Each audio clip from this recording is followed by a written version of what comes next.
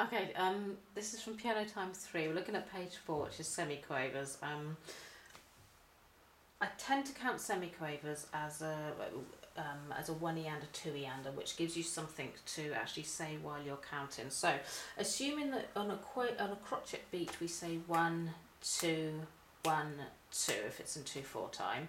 A quaver beat would give us 1 and 2 and 1 and 2 and a semiquaver beat with 4 notes to a crotchet would be 1E and a 2E and a 1E and a 2E and a.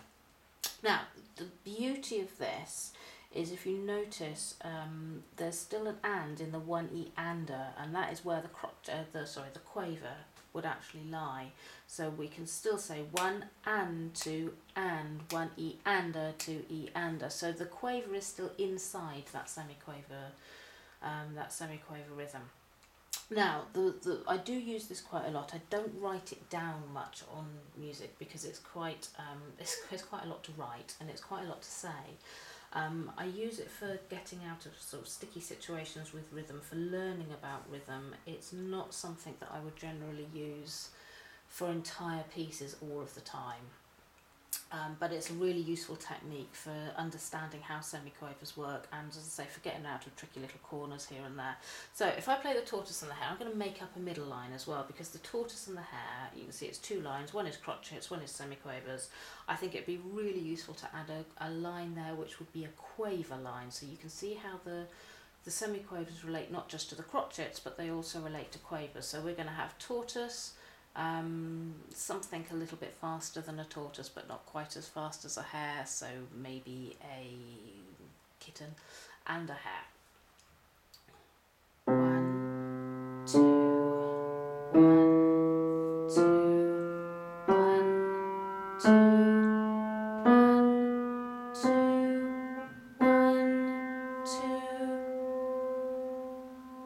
2,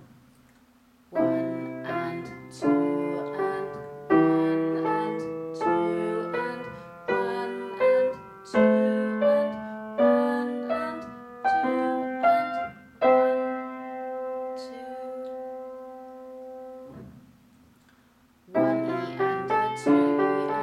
1 and 2.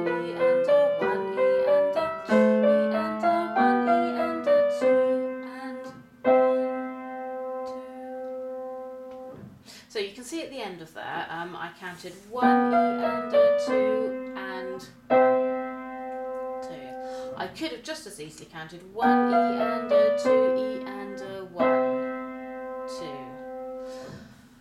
It doesn't really matter. What you must do is make sure that that crotchet is actually as long as 4 of the semiquavers. So each crotchet is still as long as is still a crotchet beat, and it doesn't become contracted just because it doesn't have those 4 semiquavers pulling it out. Right, semiquaver study. So we've got in here a combination of 1, 2, and 1, 2 E and a, and 1 and 2.